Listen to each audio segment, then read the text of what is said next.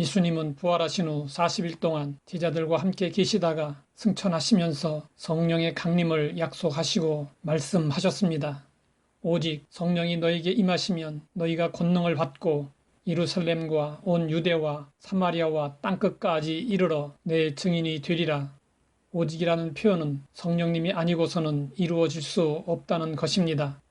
예수님의 제자들은 3년 동안 예수님과 함께하며 복음을 듣고 배웠습니다.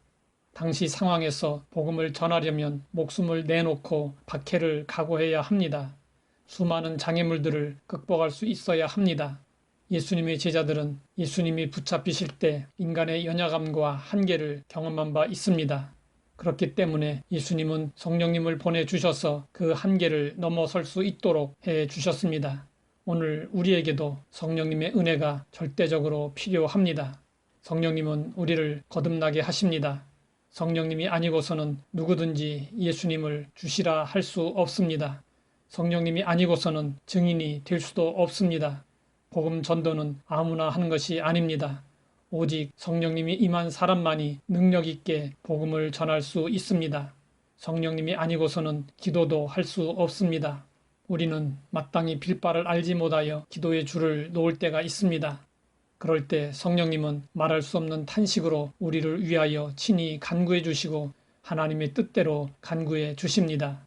그리고 성령님이 아니고서는 믿음과 소망과 사랑의 삶도 불가능합니다. 성령님이 믿음을 주셔야 역사가 일어나고 소망을 불러일으켜 주셔야 인내할 수 있고 사랑을 부어 주셔야 수고할 수 있습니다. 그러므로 성령님 없는 신앙생활은 상상조차 할 수 없습니다. 연은 바람이 불 때 날려야 합니다. 그러면 쉽게 하늘 높이 연을 날리며 즐길 수 있습니다. 바람이 없을 때 연을 날리려면 연줄을 잡고 달려야 합니다. 그러나 달리기를 멈추는 순간 연은 바닥에 곤두박질하고 맙니다. 신앙생활도 마찬가지입니다. 의지와 결심으로는 결코 오래가지 못합니다. 내 힘과 능력으로 결코 할 수 없는 것이 신앙생활입니다. 봄바람이 부는 곳에 생명의 역사가 일어나듯 성령님의 바람이 부는 곳에 구원과 변화의 역사가 일어납니다. 그래서 바울은 우리에게 요청하고 있습니다. 술 취하지 말라. 이는 방탕한 것이니 오직 성령으로 충만함을 받으라. 술에 취하면 술의 지배를 받고 방탕하며 시간을 낭비하는 인생을 살게 됩니다.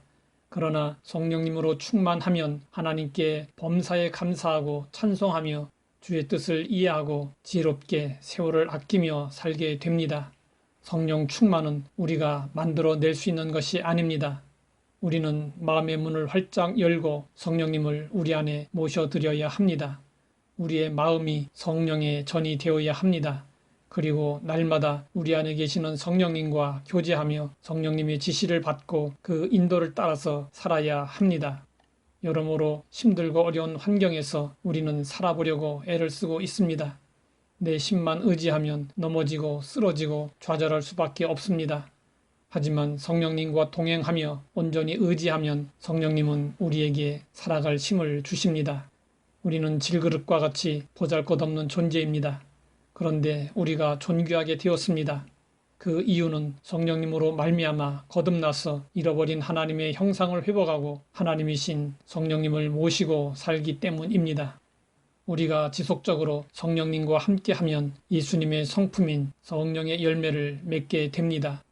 그리고 성령님으로 말미암아 하나님의 뜻을 이해하며 살 수 있습니다. 우리 인생의 성공과 승리는 오직 성령님에게 달렸습니다.